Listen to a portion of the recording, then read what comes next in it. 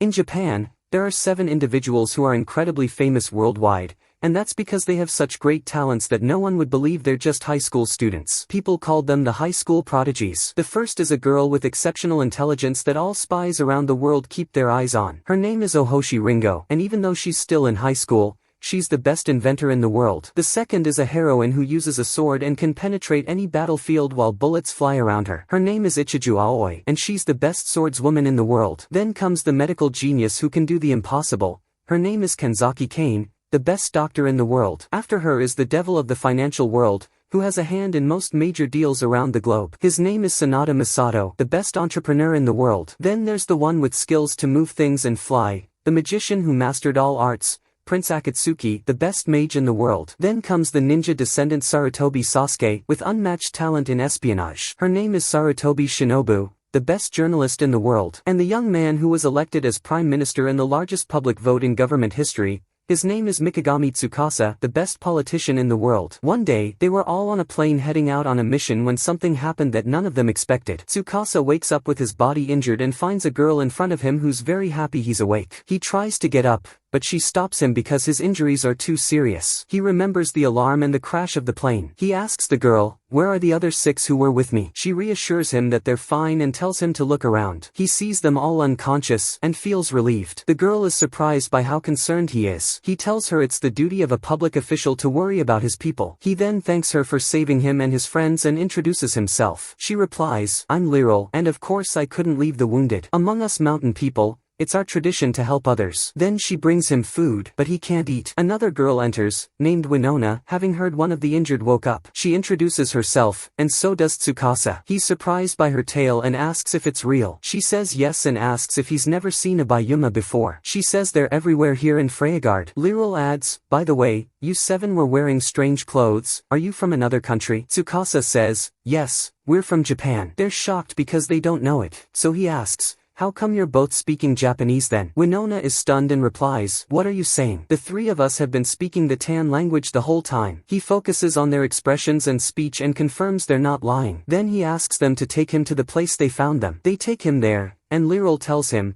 "4 days ago, we saw a huge object flying above and heard a sound like the ground was collapsing. We rushed over and found that thing that looked like a bird burning with fire, and you were inside it." Tsukasa looks at the plane in shock and says to himself, "There's no way we survived this wreck." Suddenly, a dragon flies over them. Winona gets excited, and Tsukasa becomes certain they've moved to another world. A month later, the entire village holds a celebration for the recovery of their 7 guests. Olga, the village chief, says, "I still can't believe you're humans from another world." All the prodigies have adapted to village life except for Akatsuki, who struggles to accept the situation and is terrified of the creatures around him. Liril asks, "Did you really come from a world without Bayuma?" Shinobu asks, "What's a Bayuma?" Liril explains that they're people with animal traits, often very strong, and people like you are called Hayuma, and some of them have magic. Tsukasa says, "Then we should research this world's magic." Winona comes in with food, which turns out to be potatoes. The kids complain that they're tired of it. She tells them this time it's different, thanks to Tsukasa. He puts mayonnaise on it, and when they taste it, they love it. Suddenly, Winona says,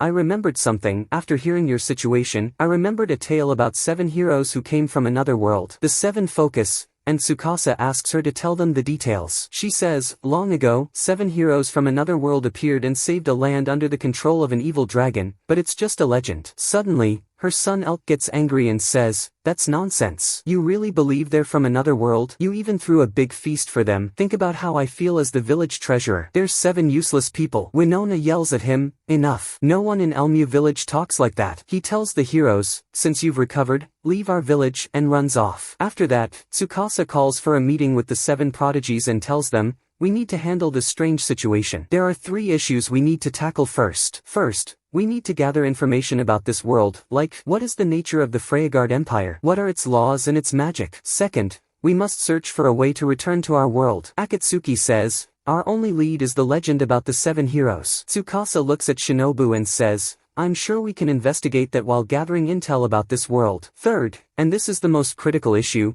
is reorganizing the resources in this village. They all agree because they want to repay the villagers. The next day, Ringo tells Tsukasa, "I modified our phones so they can work in this world, And I also checked the plane and found that the nuclear reactor I built is undamaged. So we have enough power for a while. Tsukasa says, well done. Then a screen comes out of Ringo's bag, and Kuma, her digital assistant, tells them, our plane crashed near a large deposit of bauxite ore. Ringo tells Tsukasa, I want to use it to produce aluminum. He asks, do we have what's needed to refine it? She says, the blueprint is in my head, and I'll need 3 days to finish it. Kuma says, we only have scrap left from the plane, and that's not enough. Tsukasa replies, then we'll ask our merchant for help. Suddenly, they hear trouble in the village. They rush to check and find soldiers on patrol. Winona tells them, this village has nothing to offer you, everything goes to the Lord. The commander arrogantly replies, I'm Shitty, the great knight of Freyagard, and I provide you with protection, so we need compensation. As he's about to touch her, Tsukasa steps in and says,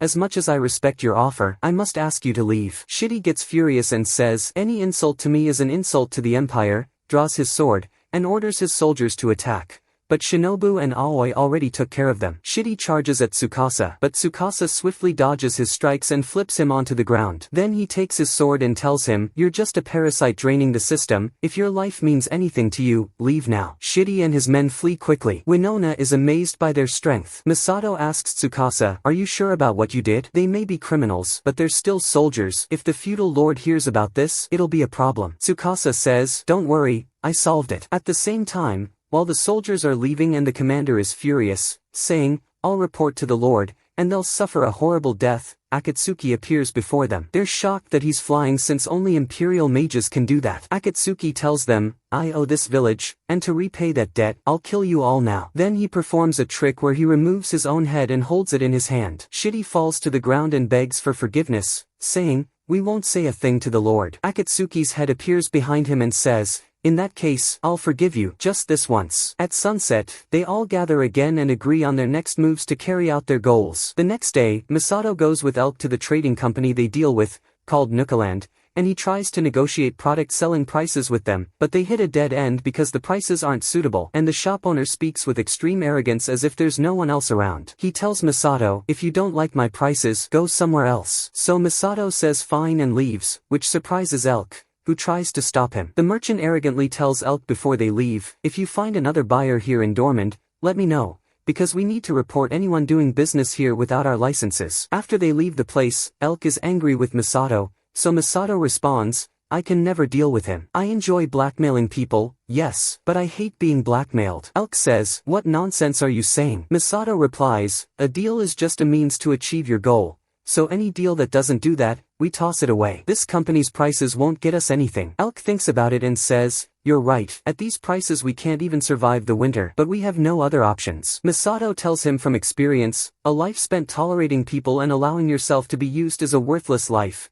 You can't give up after they look down on you. Elk is surprised that he's angry for their sake. Misato tells him, we owe you our lives, so let me handle this business and I'll earn you a fortune and shock everyone, and I'll destroy that worthless company within a week. Meanwhile, a young girl is eavesdropping on them. At the same time, Akatsuki is showing off his skills to the children, who are delighted with him. Kane is teaching the village girls to sew, and Aoi is chopping wood with the carpenters. Ringo is working on the bauxite purification device. Tsukasa helps Liril with food and tells her, we've all decided to help the village as thanks for saving our lives. But Liril is worried their supplies will run out soon. Tsukasa reassures her, our merchant and Shinobu went with Elk, and surely by the time winter comes, we'll have all the necessary supplies. Liril says, I hope Elk gets along with them. Winona comes in and explains that his behavior with them is because he's our treasurer and wants to ensure the village has enough food. Also because of Yaki, the owner of Nukaland, who monopolizes trade and takes our simple work at low prices. Tsukasa reassures them, as long as Misato's involved, things will improve. He's a genius in capitalism, and I'm sure by now he's establishing his own trading company or something like that. At sunset, Elk is holding the license for Elmia Trading Company,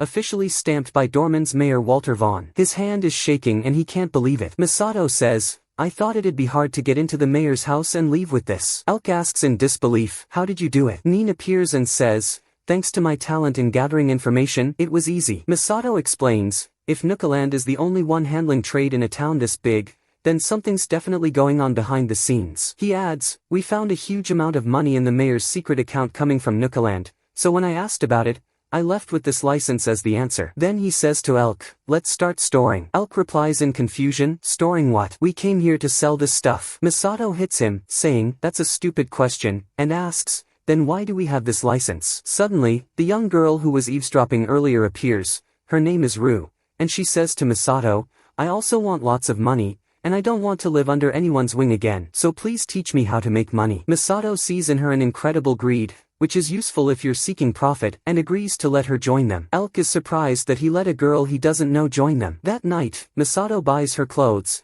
and they enter a restaurant where he negotiates with some merchants, convincing them to sell on consignment. They're all surprised because they've never heard of this system before. Misato tells them, it means we'll take products from the fishing village and sell them along with our company's goods at the store we're opening, and we'll take a share of your profits as rent for the place where you're selling. But they don't understand what a share is or how it's calculated. So he explains, let's say you're selling carpets, and from what I saw in the market, their price is 450 lakh. If you take them to Nukaland, they'll buy them from you for 150. But if you sell them on consignment in our company, we'll sell them for a price lower than the market, say, 400 lakh. We'll take 40 lakh, and you'll get 360. They're impressed by the idea and agree. They also say, we'll spread this offer to everyone in the village. But Elk is still not confident that this plan will work. Misato, full of confidence, tells him, just watch. The next day, Elk is shocked to see that the store is already open and stocked with goods without paying anything. Misato gives them a lesson and says, of course, to store goods, you need money, but the only thing you need besides money is trust. In business, to earn trust, you must put yourself in their shoes and ask how much profit you can get them, and nothing earns trust in this town like a work license. They wait a long time without any customers, so Elk and Ru start to worry, unlike Misato, who stands confidently. After a while, people notice the store and find the prices much lower than Nukaland, so Misato calls out to them and says, we have the best quality for the lowest price, and everyone responds and gathers around the store. At sunset, Shinobu contacts Misato and gives him the information she collected on Yaki, the owner of Nukaland. Then Misato tells her, we made great profits today, so we'll send a wagon full of supplies to the village, and we also want to get Ringo what she needs for her project. She replies, get ready and call me, I'll deliver everything fast. The next day, the villagers are very happy with the supplies they received and the products they haven't seen in a long time, like sugar and fruits. At the same time, Shinobu gives Tsukasa a report about what's happening, and he says he has full confidence in Misato. On the other side, Yaki tells the mayor arrogantly, you don't need to tell me about a small trading company like that, then says to himself, I don't need to interfere, they'll never succeed. The next day, the store becomes even more crowded, and Misato adds new products like mayonnaise, which amazes the villagers and sells out quickly. After a while, a mysterious man named Klaus appears. He's the leader of the trading fleet known as the Sea Serpent. He asks Misato to try the mayonnaise. Misato gladly agrees and says, I've been waiting for you. At sunset, they sit together and Klaus explains about the Sea Serpent fleet that trades outside of Freyagard. He says, I heard about a new trading company in Dormant, so I came to check it out. Days go by and Misato's profits grow more and more. Yaki isn't paying attention and has no idea what's happening, until he receives the shocking news that Misato is collaborating with the Sea Serpent. He starts to panic and tells his followers that he'll open a market in the same location as Misato's company and declares war on him. That night, Shinobu enters with the news, and Elk is shocked, unlike Misato, who expected this move. He tells him they'll start buying goods and selling them without caring about profits. That's called cost-cutting competition. The next day, Tsukasa goes to Ringo and finds shovels made of aluminum, and he's amazed that she's reached this stage. He tells her the light and durable shovels will make farmers' work easier. Ringo is happy and tells him it's all thanks to Misato,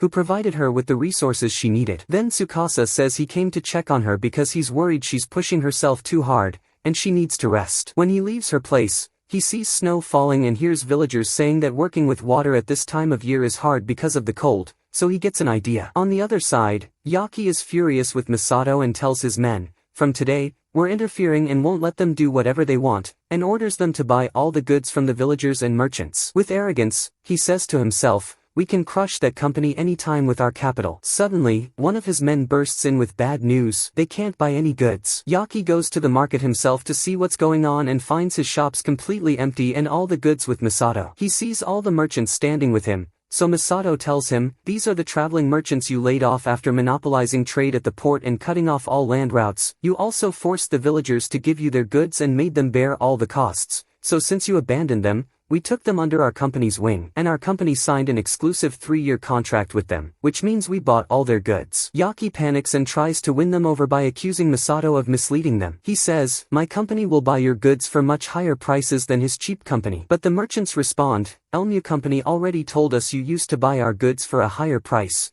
and we signed with them knowing that." Yaki is shocked again and asks them why. They reply, "Because we don't want to sell to you, we risk our lives for this merchandise. And we're not risking it for someone who kicked us out over petty financial reasons. You might say now you'll pay more, but once your war with Elm ends, you'll go back to buying cheap." Yaki drops to his knees and begs them, saying he regrets what he did, but they've already lost trust in him. Masato begins lecturing him, "What's more important than money is earning trust. As long as you have trust, you can earn money again." He tells him, "I can't believe you destroyed the trust you built with the merchants and villagers over a bit of extra money. Keep in mind, there's no future for work that has lost trust." And so, Masato has truly destroyed Nukaland in just 1 week. But strangely, he decides to give Yaki another chance. He tells him, "It would be too much to destroy your company completely, whether Elm or Nukaland. One company shouldn't monopolize the market, so why don't we end the conflict between us and discuss the future of trade and the economy?" Then his expression changes and he says, "But be ready to reap what you sowed by exploiting us." At sunset, Elk asks Masato in confusion, "Why didn't you destroy Nukaland like you said?" Masato replies, "Because destroying them would be a waste. We can't just abandon that large number of traveling merchants with us.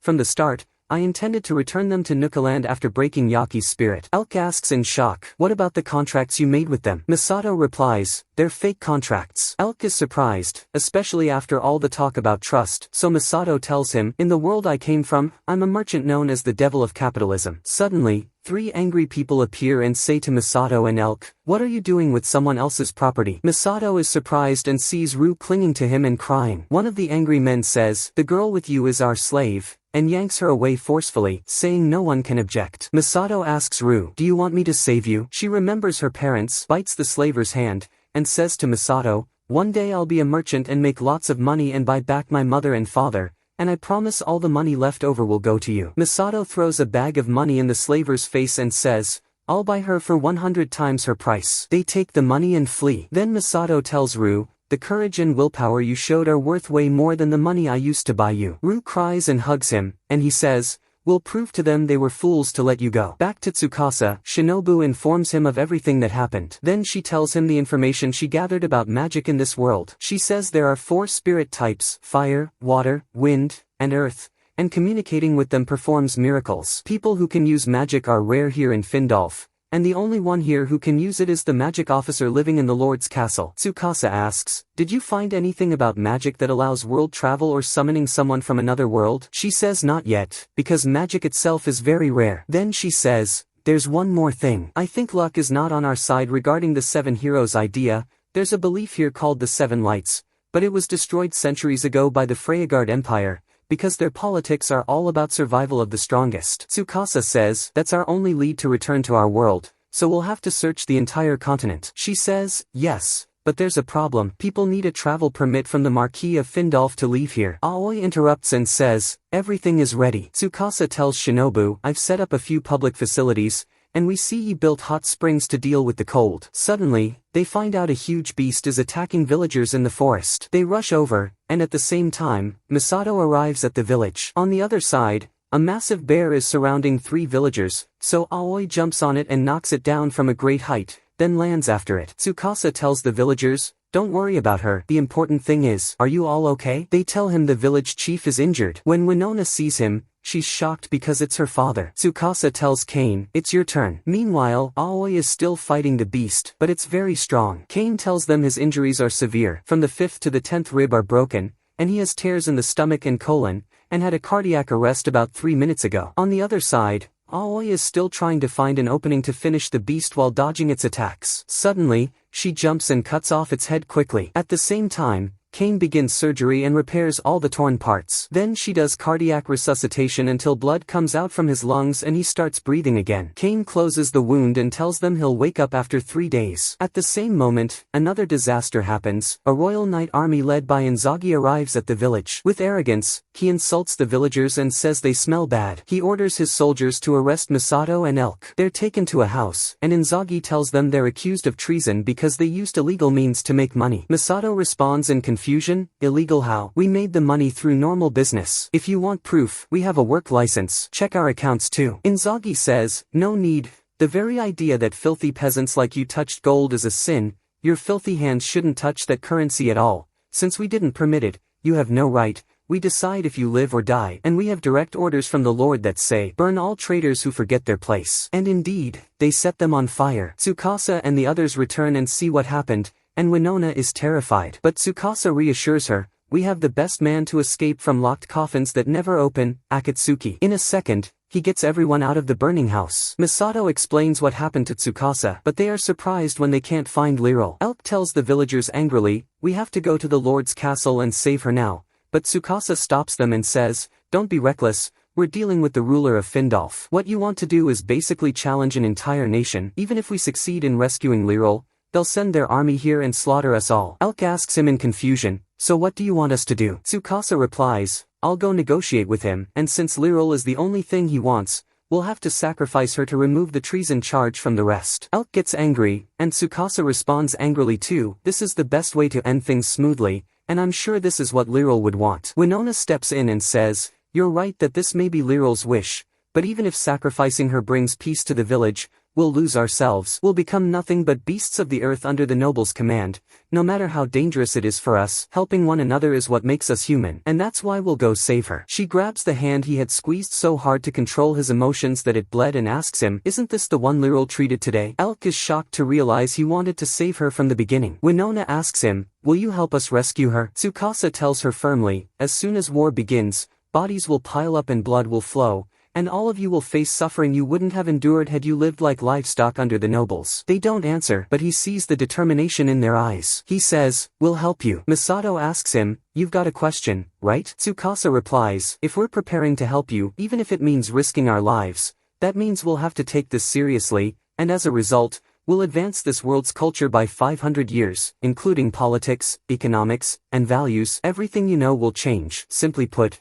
we'll destroy the world you know now. So are you sure you want us to do that? At the same time, Inzaghi takes Liril to the king's chamber as a gift. Liril remembers when she was in Inzaghi's carriage and he promised her that if she followed orders, they wouldn't touch the village again. A while later, the villagers reach the walls of the Lord's castle. Ringo fires a cannon blast to open the gates. The village army, led by Misato, moves forward with shields and swords crafted by Ringo. Inzaghi runs quickly to see what's happening and is shocked to see the people he burned are still alive. He orders the archers to fire arrows, but the surprise is their armor isn't pierced. He's confused because full-body armor should be extremely heavy. Misato replies, our genius inventor created this armor by mixing aluminum with magnesium and a few other metals, to end up with an alloy that has extremely low cost and unmatched strength despite its light weight. It's called duralumin, and in your world, this counts as cheating. Suddenly, Inzaghi sees his soldiers being struck by arrows. He looks for the source, but it's too far away. Elk is standing on a distant tree with binoculars made by Ringo. Inzaghi gets mad and tells his troops, we outnumber them, so attack all at once. Aoi steps in and takes them down,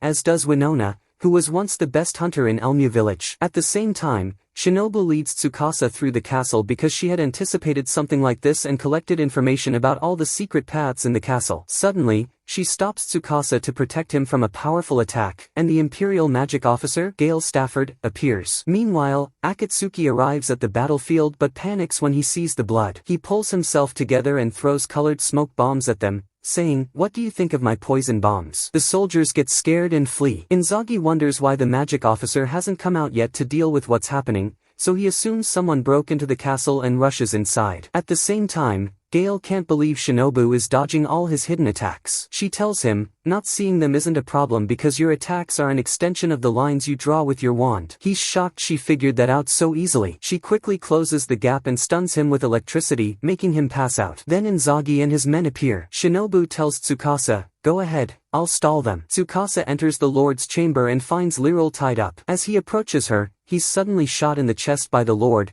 who's hiding under a blanket. The Lord appears, thrilled that he killed Tsukasa, but the joy doesn't last. Tsukasa tells him, get away from her. The king is shocked and doesn't understand how he's still alive. Tsukasa replies, I'm wearing a bulletproof vest. Your ordinary pistol can't penetrate it. He pulls out his gun and shoots a bullet at the knife in the Lord's hand, knocking it away. The king angrily says, there's no way a commoner like you owns a gun like that. Tsukasa says, This gun can fire 6 consecutive shots. That means I can kill you 6 times. The king panics and says, wait, you want this woman, right? Take her, I'll even give you money. But Tsukasa refuses, saying, it's too late, many people have already died. The goal of a people's revolution is to create a nation where everyone is equal, where anyone can be the ruler if they're capable of politics and taking responsibility for their actions. The king laughs mockingly and says, that's nonsense, the emperor will never allow all people to be equal. Tsukasa replies confidently, in that case, I'll cut off the emperor's head before he kills us. All of us came here with the will to change the world. He fires a shot into the center of the king's forehead,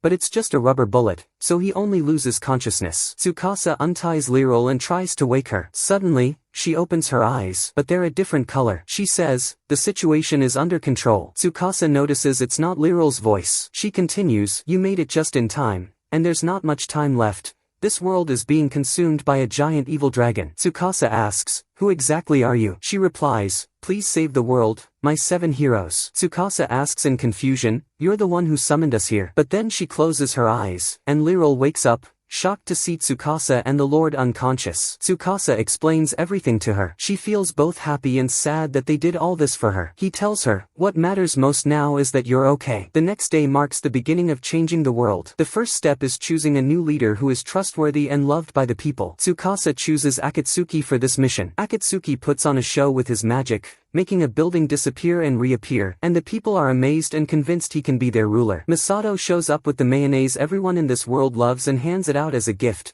so the people welcome him and follow Akatsuki. Every day, they visit a different area to convince people of Akatsuki and show off his power. Tsukasa explains to Masato that people won't follow them if they suddenly declare a nation, and that's why they're putting on the magic show.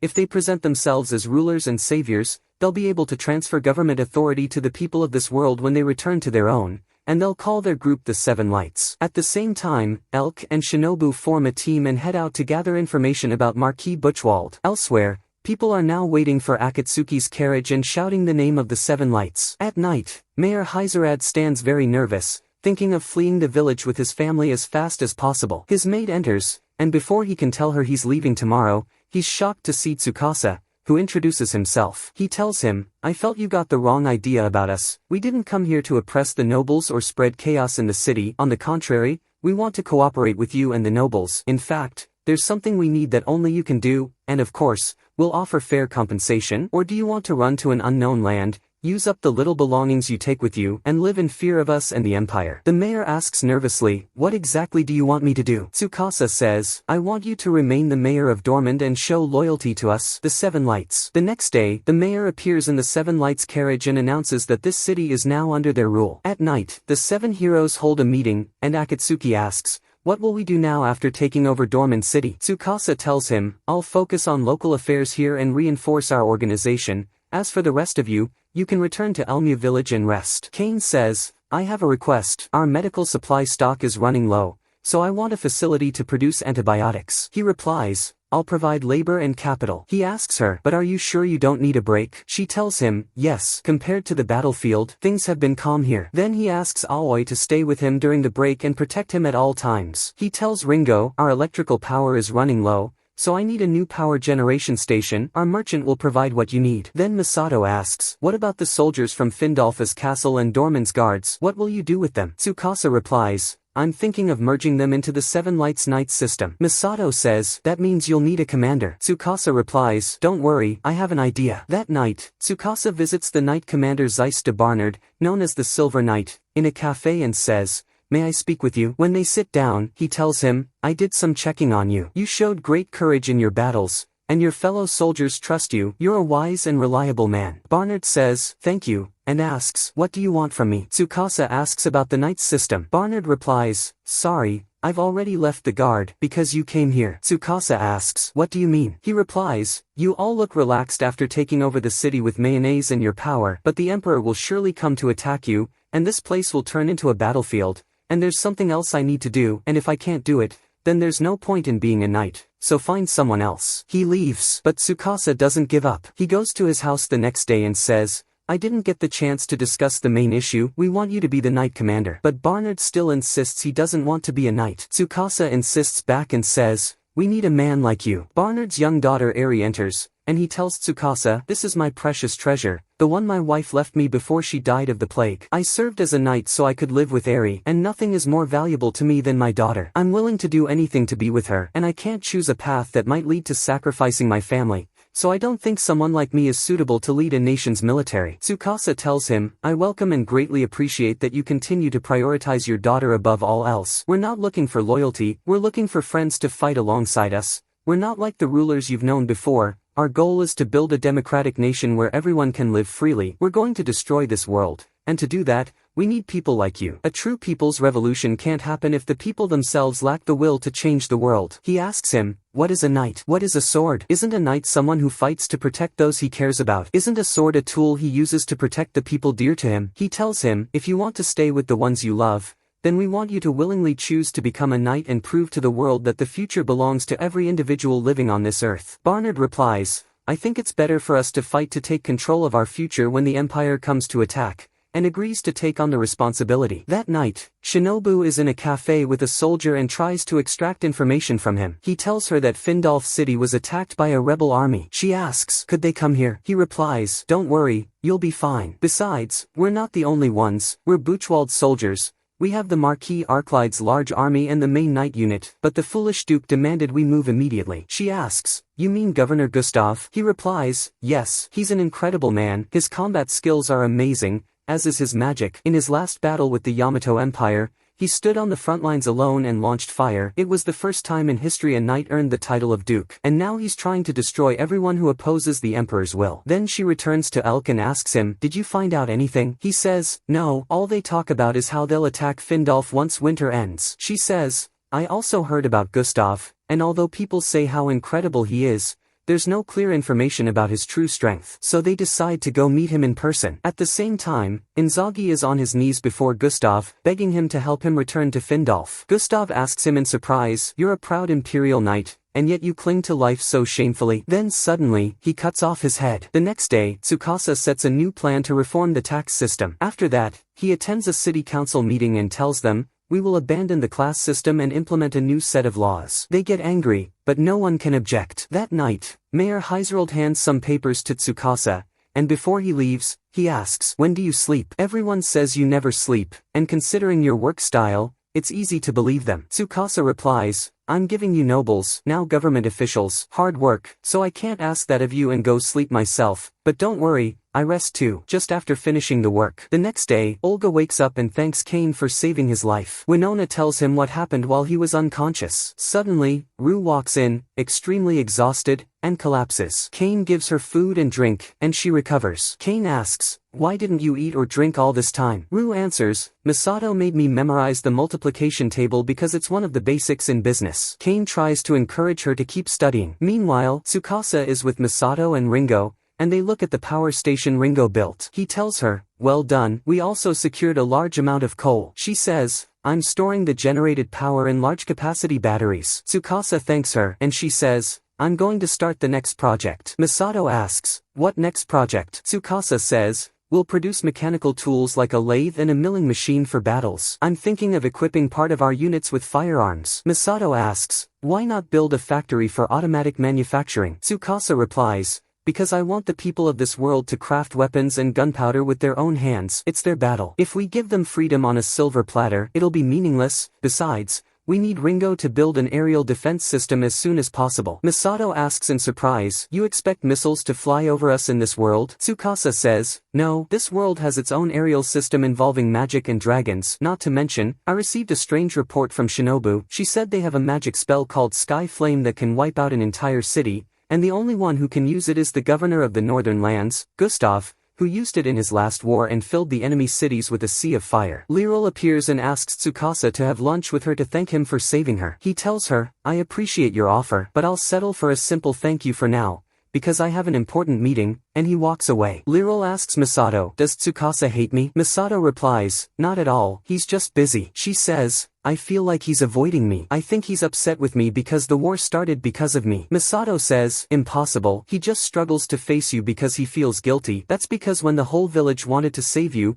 he was the only one who suggested giving you up. But please don't misunderstand. He didn't say that because he didn't want to save you, he said it to save the rest of the village. He always prioritizes the happiness of the majority, even if it means sacrificing those dear to him, and that's something I'll never understand. Just give him some time, he'll be fine. She says, I understand. That night, Tsukasa notices he's pushed himself so hard that his vision is starting to blur. He hears a knock at the door, and it's Liril. He says, sorry, but I have a lot tomorrow, so I want to sleep early. She replies angrily, if you're going to sleep, that means you're done working, and opens the door and enters. She says, let me return the favor, please. He's surprised and asks, what favor? She replies, I'm willing to do anything. He says, there's no need. I tried to give you up. But she doesn't care and says, if sacrificing me would have saved the villagers, then that's what I wanted. And even so, you came and saved me, so at least let me thank you. He says, I'm not the person you think I am. She replies, you're wrong, you're a very kind person, you gave us mayonnaise, you thought about our children, you drove away our enemies, and even when the forest chief attacked us, you thought of the villagers. He says, I killed my father when I was young. I admired my father as a politician, but one day I discovered his power was built on corruption. I wished I never found out. I couldn't forgive him for deceiving the people and abusing his authority, so I teamed up with Shinobu and Misato to expose him. He was tried and executed.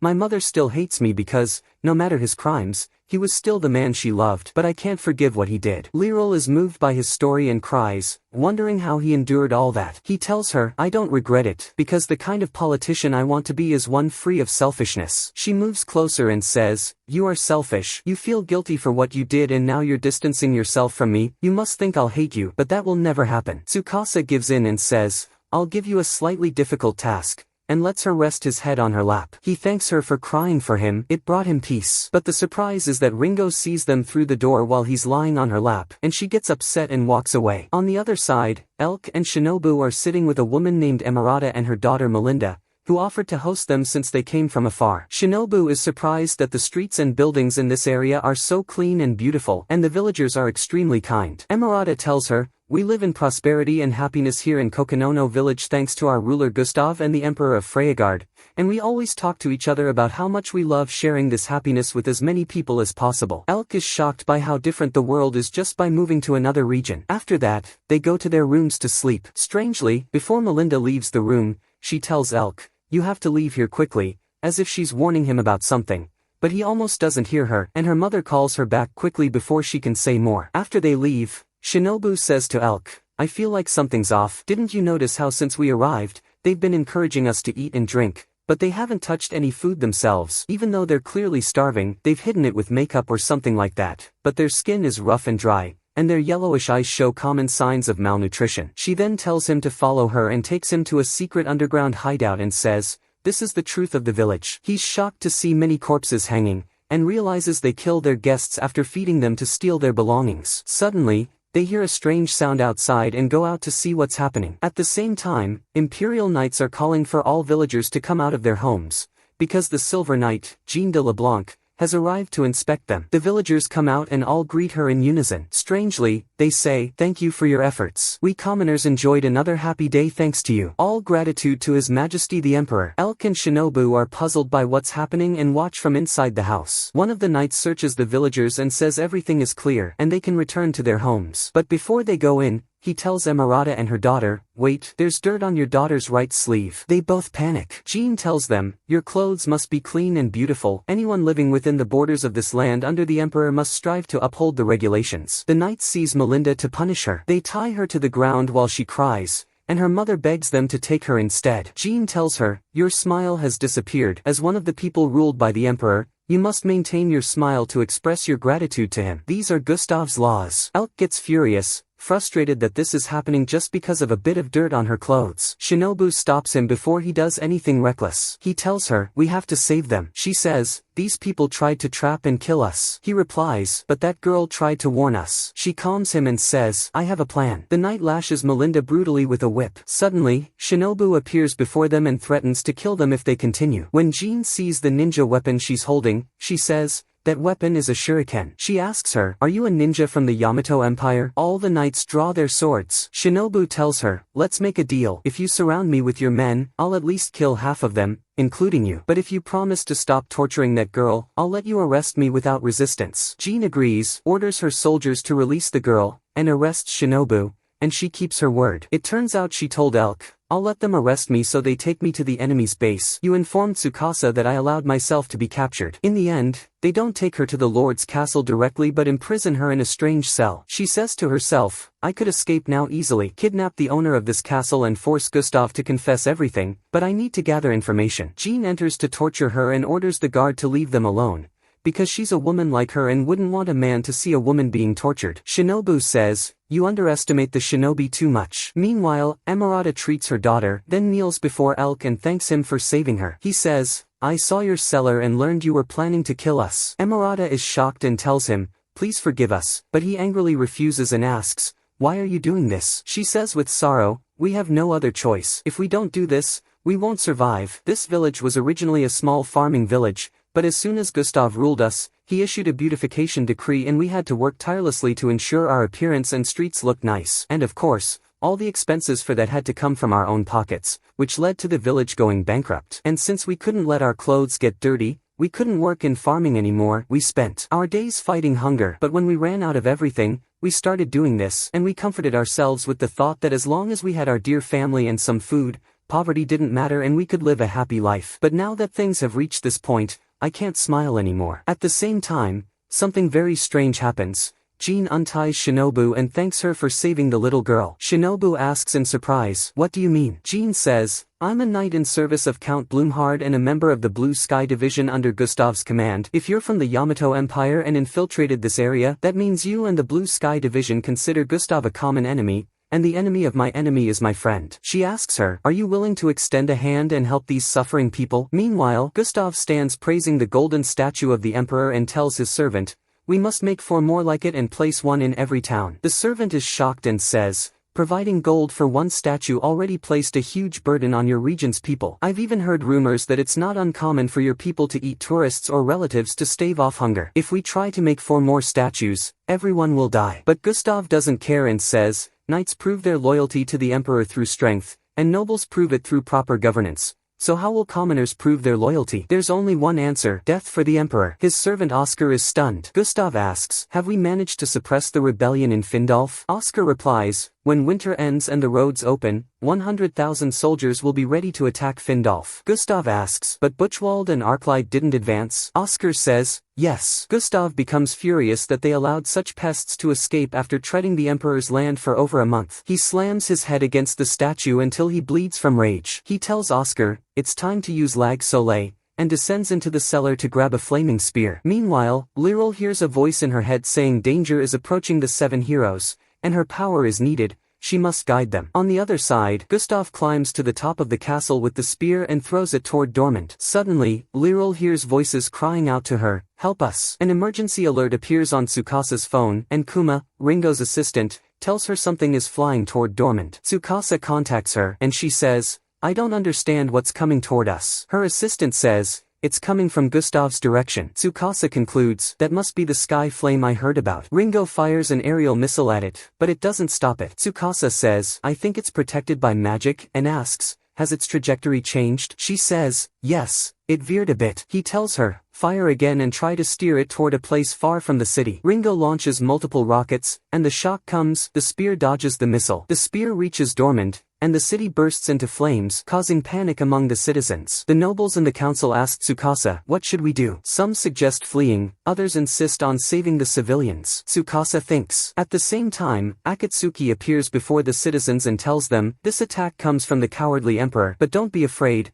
we, the 7 lights, will never abandon you. Meanwhile, Mayor Heiserold remembers the emergency law Tsukasa had put in place. Tsukasa tells him, good that you remembered it on your own. We told you before about every step to take in case something like this happened. All manpower and supplies are ready. All we need now is to stay calm and proceed with steadiness and confidence, because you are the ones who will lead this city into the future. They immediately begin procedures. First, they contact the trading company to bring blankets, then they move the important documents and secure shelters for the people. At the same time, Ringo calls Tsukasa, and he tells her, I'll need another favor from you. On the ground, the imperial nobles are fleeing the fire, not understanding how Gustav could do this to them. Just before a burning log falls on one of them, Knight Barnard appears and slices it. One noble asks him in shock, why are you saving us after joining the rebel army? Barnard says, to build a beautiful future, one where everyone, regardless of lineage, can choose their lives and future. That's the world the Seven Lights are trying to build. They respond, that's nonsense. Meanwhile, the fire spreads further and buildings collapse. But Tsukasa and the other heroes are standing in an area without flames. Aoi says, I get it. You widen the streets to prevent the fire from spreading further. Suddenly, the fire forms into the shape of Gustav and says,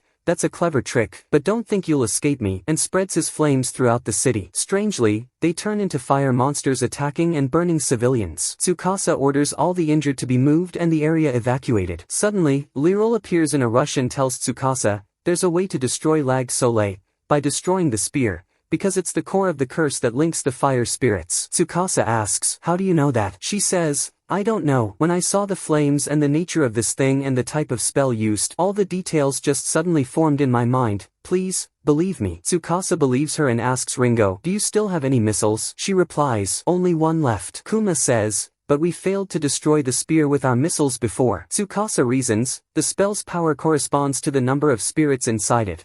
When we attacked the spear mid-flight, all the spirits were inside and we failed. But now the spirits aren't inside. Ringo says, but there's too much fire around the spear, the missile won't reach it. Kuma adds, the spear is out of our radar range. Misato says, why don't we let Kuma clear a path to the spear? Kuma replies, if I get close to the flames, my parts will melt. Aoi tells Tsukasa, then I'll go. Everyone is shocked, but she continues, I'll run alongside the missile Kuma launches and guide it toward the spear. Tsukasa is surprised. She tells him, do you think I'm dumb enough to start something I can't finish and put everyone at risk? Tsukasa trusts her. She and Ringo prepare, and they launch the missile. Aoi runs at the same speed as the missile and manages to keep up, but fire spirits block her path. Shockingly, she's able to redirect the missile to another path. But she reaches a dead end of fire, so she halts the missile, guides it upward, and flies with it. Everyone is stunned by what she's doing. As she reaches a high altitude, the missile's flames stop, and it starts falling. Aoi redirects it toward the spear, and its flames reignite. Gustav fires fireballs at her, but she dodges quickly and uses a building to redirect the missile again. Then, she makes another turn, finally reaching the spear. Ringo locks onto it. Aoi jumps off the missile, and Gustav tries to stop her. She creates a powerful gust of wind that slices off Gustav's arm,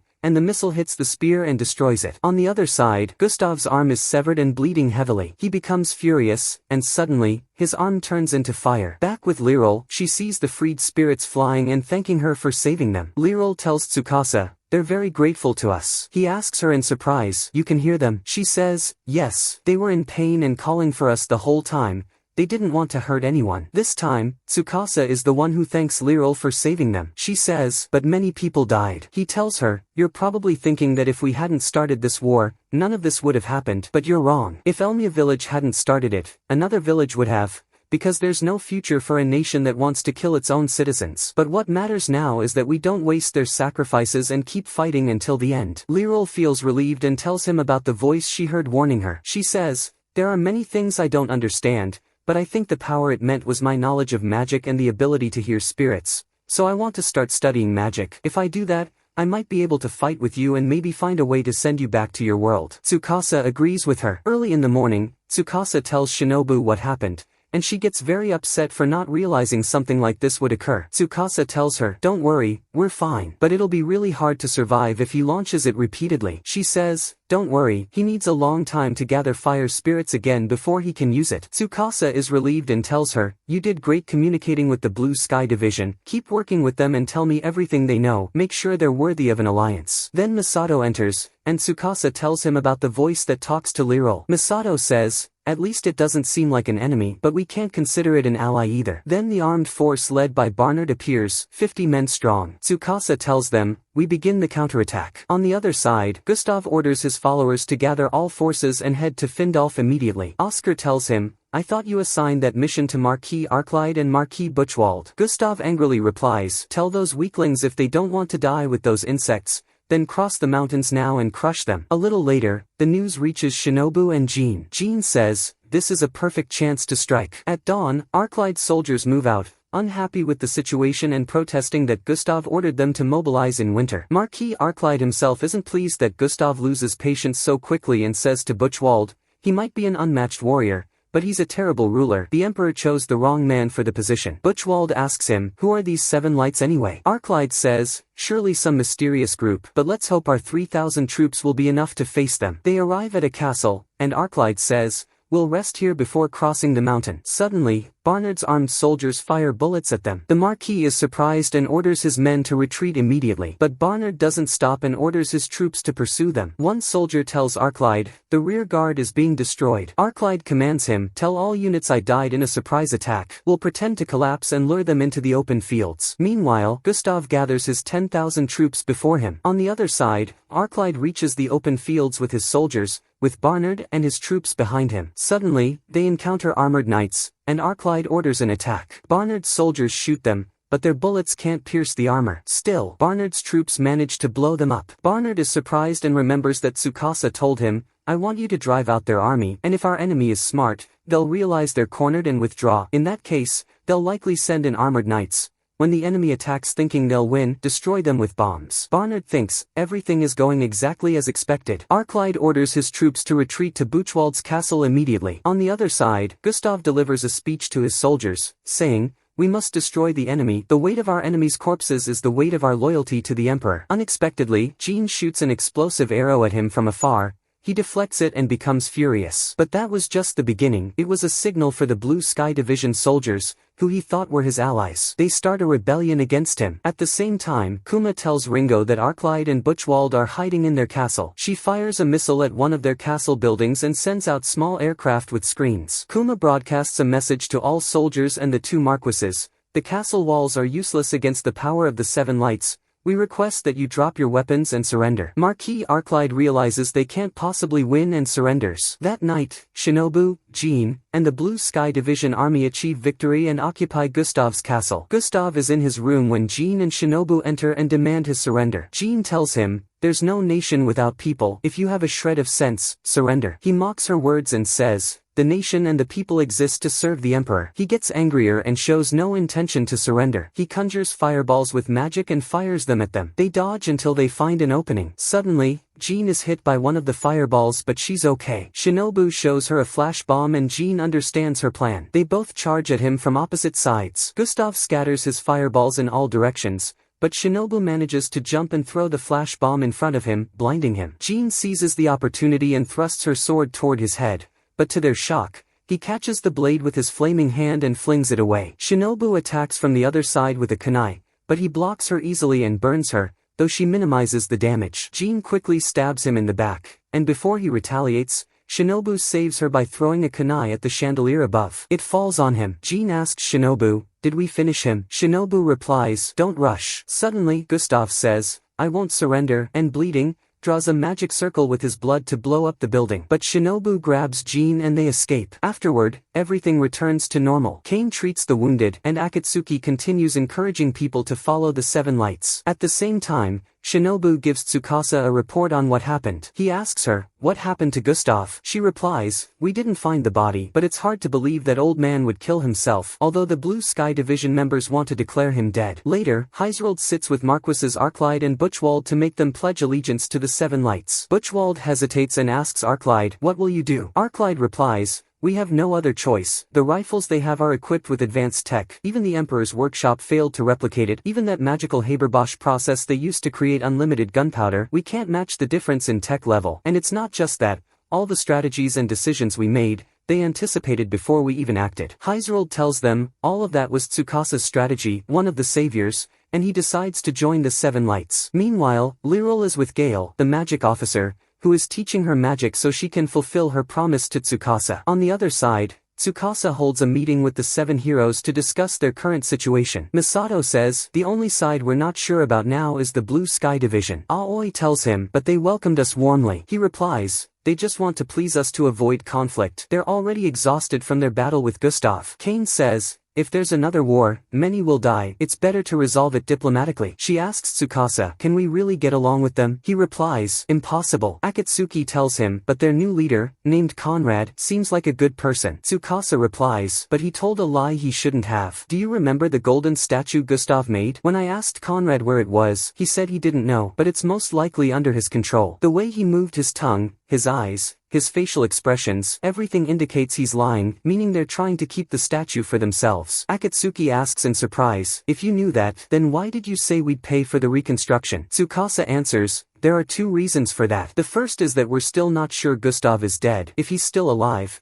he'll definitely come back to reclaim the statue, and I don't want something that dangerous in our possession. The second reason is that even if we expose the injustice of the Blue Sky Division now, it won't hurt them. Masato deduces, that's because the will of the people is with them at the moment. Tsukasa replies, exactly. So the first thing we have to do is win the people's will over to us. Then the situation will change, and exposing the Blue Sky Division's injustice will be more effective. Until we get to that point, we'll let them fill their pockets however they want. Above all else, money can be taken back by force, but people's trust can't. So now, I'll start giving you the instructions we'll follow. Kane interrupts him and says, before you give us any instructions, I'm ordering both you and Ringo to take a 5-day break. Based on my diagnosis, you both have weakened immune systems. If you keep pushing yourselves like this for 5 more days, both of you will develop severe tonsillitis, and after 7 days, Tsukasa will develop bronchitis. You need at least 10 full days of rest to recover completely. Tsukasa understands, and since it's coming from Kane herself, he decides to listen. He says to Ringo, since we're going to rest, what do you think about taking a walk around the city? At sunset, Kuma gets super excited about the idea because he knows she's liked him for a long time. But she's nervous she might be boring and thinks about refusing. Kuma encourages her and says, this is your chance. You have to take it, or do you want Liril to steal him from you? She remembers when he fell asleep on her lap and gathers her courage. She goes around to ask the other girls for advice because it's her first time going out with someone. She visits Aoi first, then goes to Kane. The next day, she goes to meet Tsukasa but hides from him. Still, Tsukasa sees her and approaches, and she gets flustered and blushes. He asks, are you okay? She says, yeah. They notice people are staring at them because they're wearing work clothes. So, they go to a clothing shop and change into outfits more like the city's residents. Even then, they still draw attention, and people are amazed by how good-looking they are. Ringo feels like she doesn't deserve to walk next to Tsukasa, but she remembers Shinobu's words and gains confidence. She plans to hold his hand. Suddenly, she slips, and before she falls, Tsukasa catches her. She realizes they've already arrived at the restaurant, and her chance to hold his hand is gone. They go inside to eat, and suddenly, Ringo faints. She dreams of her past, starting from when she was born as the result of a genetic experiment conducted by her mother, Dr. Ohoshi. This made Ringo a genius from a young age. Instead of playing like other children, she solved complex math problems. At age 6, she won a Science and Technology Award. Her mother told her, we're so proud of you. Ringo kept achieving year after year. Strangely, her mother, instead of becoming prouder, started resenting her. One day, Ringo went to her mother and said, I made highly efficient solar panels and created liquid metal, and I contributed to the radiation resource management system you were working on. I completed it for you. Her mother got furious and shouted, don't be arrogant. You're just a manufactured product. Ringo fell into depression and couldn't understand why her mother acted that way, but told herself, don't be afraid. If I work even harder, the kind version of my mom will come back. But the shock came when her mother decided to leave her and abandon the house. Ringo tried to stop her and begged, don't go. Her mother said, I should have never given birth to you, and walked away. Ringo lost her will to live and kept asking herself, why am I alive? Until one day at school, Tsukasa came in and asked her, are you the genius inventor Ohoshi Ringo? He said, I want to ask you for a favor, and gave her a broken watch, saying, it's not working. I hope you can fix it. She asked in surprise, why me? He replied, because it's easy for you. Sorry, but it means a lot to me. My dad gave it to me on my birthday. She took it home and repaired it. The next day, she gave it back to him. He thanked her and handed her a music player, asking politely for her to fix it too. She took it and repaired it. He kept bringing her things to fix, and she began to wonder why he was doing that. She asked herself, is there even a point in doing anything anymore? She looked at a picture of her and her mom. Still, she continued fixing his things because she liked that someone needed her. One day, he gave her a speaker, and it wasn't easy to fix. She stayed up researching and worked hard on it for days. When he brought her a camera to fix, she nervously told him, sorry, I can't fix anything else for you. I want to spend my time making things I want to create. He replied, I see, that's good, and smiled. She was shocked and asked herself, why did he smile when I turned him down? On her way home, she saw him standing in front of the shop where he used to bring the things for repair. She heard the shop owner apologize to him for relying on him too much. She heard Tsukasa apologize, saying he wouldn't be able to help with repairs anymore. The man told him, still, she's a very talented girl. That's when she realized he did all of that for her. He wanted to bring her out of depression and make her start trying again. Back in the present, Ringo wakes up and realizes she'd fallen asleep and had been dreaming about the past. She panics when she finds herself sleeping on Tsukasa's lap and notices the sun is setting. She laughs because sleep overcame her, then reflects again and realizes she faced some hardships, yes, but in the end, she met Tsukasa, so she's lucky. She decides she'll try to get closer to him. Then she asks him if they can take a picture together. Before they head home, Tsukasa says, "There's something I want to ask of you, something only you can do." She returns to her lab, feeling super excited, and tells Kuma, "We have a huge project to start." The next day, Tsukasa is in Ringo's lab when Shinobu calls him and informs him that she has placed excellent surveillance on the Blue Brigade's main base, Urano's castle. She tells him that Marquis Conrad is now heading to the imperial capital, and she thinks he intends to apologize and return to the empire. On the other side, in Ken's clinic, we find many patients suffering from a dangerous epidemic, including Melinda. Aoi asks one of the nurses what's causing this epidemic, and he tells her that mold vapor enters through wounds and causes death, and Dr. Ken calls it bacterial sepsis. Unfortunately, the antibiotic Ken made has run out, so they can't help the patients. Melinda screams in pain and calls for her mother, so Emeraude begs Akatsuki to help her, but Akatsuki doesn't have the power to save them. Suddenly, members of the medical division under Gustav arrive, led by their chief, Cerentius. They mock Akatsuki, calling him a cruel ruler who lets a little girl suffer in front of him. They tell the people that the Seven Lights won't be able to save them. Cerentius approaches Emeraude and asks if she wants him to save her daughter. He offers her a secret medicine that will ease her daughter's pain. Emeraude pleads with him, but he says, "Sorry, your doctor, Ken, banned opium. If you want someone to hate the Seven Lights who let the sick suffer." Before Aoi can respond, Akatsuki stops her and says, "Who said we won't save them? Our doctor is working on an effective cure that will heal all the patients." Ken enters and confirms Akatsuki's words. Cerentius says, "How? Your magic cure, the antibiotic, is finished." She replies, "You're right. We can't provide enough penicillin or what you call magic water,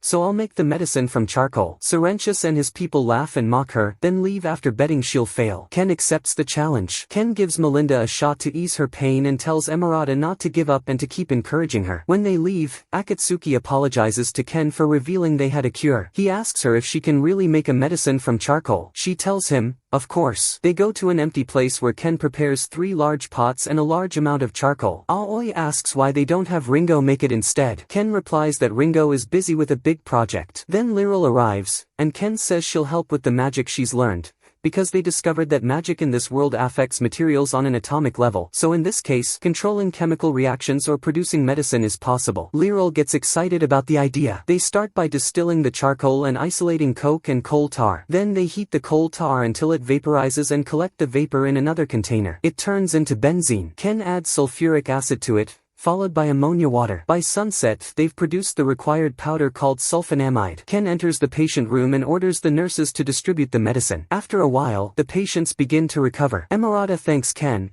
but Ken tells her, "No, you're the one who saved her. The medicine stopped the disease's growth. But Melinda's immunity is what defeated the illness thanks to your support." They see one of Cerentius' followers spying on them from the door and running off to report that they managed to cure the disease. Cerentius doesn't believe she made a cure from just a rock and tells his followers that it was made thanks to their witch, so they should threaten the girl and have her replace the medicine with poison. Ken suddenly enters and says she expected them to think of that and throws scalpels and syringes at them. The next day, we find Cerentius has gone insane and is now completely obedient to Ken. Ken's assistant nurse is surprised that this is the same man who was threatening them yesterday. Meanwhile, Conrad visits General Neuro and bows before him. Neuro tells him not to worry, he won't punish the Blue Brigade, even if he once pledged loyalty to Gustav. There are limits. Hearing that people are starving and becoming weak is unacceptable. Eliminating the Blue Brigade is fine in the Empire's survival of the fittest policy, but the Seven Lights are not acceptable. He says he heard Conrad is cooperating with them, but he forgives him. Surely the Blue Brigade doesn't have the power to face the Seven Lights. He says they'll work on completing their forces and signals to his masked subordinate named Tanganyika,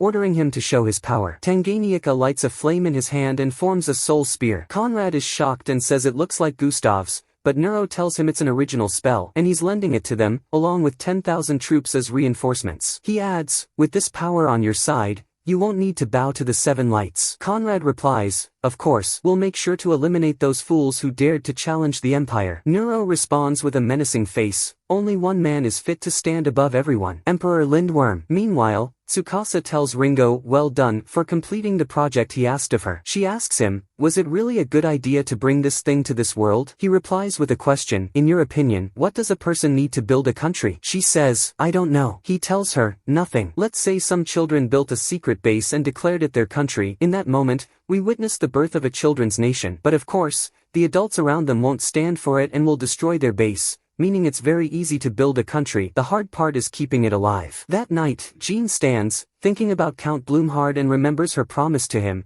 that the Blue Brigade he built was meant to reform the empire and create a country where people live freely. Suddenly, a large armored knight named Reincarnation enters. She asks him, shouldn't you be with Conrad at his meeting as his bodyguard? He replies, we got different orders. Suddenly, he signals the archers to shoot at her, but she dodges and doesn't understand what's happening. He tells her, I told you, I follow orders, and my order is to kill you. He orders the soldiers not to interfere because he wants to kill her himself. Jean attacks first, but his armor is strong and protects him. He swings his hammer at her, and she dodges quickly, then precisely strikes the eye opening in his helmet. He then orders the archers to shoot again. Jean drops to the ground to avoid the arrows, but Reincarnation kicks her, and the soldiers restrain her. She asks him, don't you have any pride? He laughs and says, the ruler and his servant are both fools. Even Bloomhard said the same before he died. She's shocked and asks, what do you mean? He says, I mean I killed him, but Gustav exaggerated. If we kill all the villagers, who will we collect taxes from? Jean is furious but can't do anything because she's restrained. Suddenly, the soldiers are killed by thrown kunai, definitely thrown by the ninja shinobu. She tells Jean it's like they're purging the good people in the Blue Brigade, because their leader decided to return to the Empire and fight the Seven Lights. Jean stands up and grabs her weapon. Reincarnation charges with his hammer, but Shinobu nimbly steps on it and electrocutes him. Jean seizes the chance and drives her sword into his helmet, killing him. Shinobu asks her about the sword she's using. Jean says it was Count Bloomhard's sword. She asks to keep it when they were distributing his belongings after his last battle, because he's the man who made her the woman she is today. Shinobu tells her, I want to show you something. She takes her to a secret passage under Urano's castle. Jean is surprised there's such a place. They enter a room, and Jean is shocked to see traces of the golden statue. Shinobu tells her that Count Conrad claimed not to know where it was, even though he's the one who took it. Jean is furious because that statue was built by taxing the people until they starved, and in the end, he stole it. She's shocked that he's the same person who said the empire was wrong and that survival of the fittest was just a jungle law making people live like animals, that people should support each other to live with dignity, and that the Blue Brigade was founded on that belief. Shinobu tells her, maybe the Blue Brigade changed, but those words will always remain in your heart. So come with me, the Seven Lights will welcome those feelings. Jean agrees. Suddenly, the door opens, and they hide. Count Conrad enters, with Tanganyika. He asks him, what do you think? Impressive and magnificent scene, right? Tanganyika is surprised that he smashed the emperor's statue. Conrad tells him no merchant could turn that gold mass into coins, and dealing with a statue shaped like the emperor was complicated. Tanganyika asks, so you destroyed it because of that? He adds, since the emperor wants competition and survival of the fittest, I won't blame you for betraying me, but using a hammer to smash a statue resembling the emperor. Conrad is shocked because he realizes it's Gustav, who suddenly reveals himself and burns Conrad until he turns to ashes. He says, no way I'd die while insects defy the emperor. I returned thanks to Nero, bringing with me the fires of hell. Shinobu is shocked that in place of his heart is a strange stone. He discovers their presence, and they flee quickly. He burns all paths and fills the castle with fire so they can't escape. On the way, he burns the soldiers too, not distinguishing anyone. But Shinobu and Jean manage to escape, and Shinobu notices he's much stronger than before. Gustav gathers a large number of souls and forms 4 soul spears. Meanwhile, a massive missile heads toward Gustav. Gustav is standing atop the castle, hysterical, wanting to burn the whole forest to stop Shinobu and Jean from reporting. Suddenly, Ringo's missile falls on him, destroying the entire castle. Jean is shocked that Gustav reached such power. Shinobu tells her, no, that's the power of the Seven Lights. My friends in Dormand made this. Jean is surprised, because Dormand is far from them. Shinobu says, the Empire isn't the only one capable of long-range total destruction attacks. If we wanted to annihilate the Imperial capital from our position in Findalf, we could. On the other side, Elk and Liril are amazed by the explosion. Misato is surprised that the crazy politician actually launched that terrifying thing. Ru asks him, do you know what that is? He replies, it's a sign of entering a new era. From today we won't earn metallic money like gold. We'll print lots of money and it'll be so fun. Meanwhile, Tsukasa documents the success of the operation and tells Ringo, we've now succeeded in laying the foundation of our nation. Soul Spear was a threat we needed to draft a future treaty banning its use when we establish our country. And to do that, we first had to prove we have destructive power equal to or greater than the spell. Diplomacy only works between two balanced forces, and with what we did, we've presented clear evidence of our power, and this will help us at the negotiation table with the Empire. From his words, it feels like he's saying this to be blamed and take full responsibility, and that he personally blames himself for the weakness that forced him to use that power. Ringo reassures him that she doesn't blame him for anything and tells him, "I know you're striving to bring happiness to everyone." The next day, the Seven Lights hold a meeting for all the people and knights. The seven heroes appear before the people for the first time. Tsukasa climbs the stage and delivers the decisive speech. He tells them, "As most of you know, the Empire attacked the Blue Brigade, and in response, we took action and launched our Thunderbolt as a form of punishment for the enemy army. Then we talked with the Blue Brigade and reached an agreement, and they will hand over the rule of Gustav's land to us. From today, the Seven Lights will govern the four northern lands, Findolf, Buchwald, Arklade, and Gustav. But the desire of the Seven Lights is not to rule. Our desire is for you to govern yourselves under the justice of equality for all. To do that, you need one thing, a nation. Certainly not a nation like the Freyagard Empire, where everything belongs to one emperor and a few nobles do as they please. You need a nation owned by every person living in it, and that is called a republic. I know this term might sound strange to you, but I'm sure you've experienced it before, and you know the absurdity of those who rule over you, exploit your homes, your properties, and even your lives. So, do you want your children to go through the same experience?" The people respond, "Of course not." Tsukasa continues, "Then you all must rise and stand on your feet, and of course, we'll help you with all our strength." The people become extremely enthusiastic and agree with his words. Tsukasa announces, "From now on, this is the new Republic of Elm." Suddenly, a massive flame appears. Tsukasa orders evacuation. The cause of the fire is Gustav, who refuses to die. Shockingly, his severed hand regenerates, and he grows a tail and horns, and his whole body transforms as if he were a demon. The surrounding fire takes the form of a beast. Aoi and Shinobu attack him, and Liril tells them to break the stone where his heart is, because she senses terrifying power inside it. They both try to find a weak spot, but the flames block them. The fire beast attacks, and they dodge its blows. Finally, they find an opening, and Aoi strikes the jewel, but her sword breaks and the stone doesn't shatter completely. Gustav becomes furious and his flames vanish. He charges at Tsukasa. Tsukasa shoots at him, trying to hit the stone. Suddenly, Gustav jumps on him, and just before reaching him, the bullet breaks the stone at the last moment. Gustav stops in front of Tsukasa and tells him, "You're the leader, that's clear from your eyes, and it's clear you're just a ridiculous imposter struggling to save what can be saved, knowing you're very weak." He tries to break Tsukasa's spirit even more. Finally, he says, "In the end, you'll realize this world was created to be ruled by one person only, and when you understand that, you'll kneel to the emperor on your own." And he turns to ashes. That night, a strange woman named Kagaya tells her followers, Hibari and Shura, that the world is changing. Meanwhile, Nero stands in front of the completely destroyed city of Gustav and says, "This power is not from this world. The Seven Lights will truly be an obstacle." Tsukasa lives in a nightmare haunted by Gustav's last words. He wakes up startled and thinks to himself, "I know I'm just an imposter," and reflects on how ordinary he is compared to the other heroes, each one skilled in something unique that no one else can match, and that he only does things anyone can do. Gustav's words echo in his mind, and he starts to doubt that he can defeat the emperor. Later, he finds Winona has made a feast for them, and everyone is having a great time. Tsukasa feels reassured and rethinks everything, saying to himself, "I'm surrounded by amazing friends, and that alone is enough for someone who isn't a genius or extraordinary like me."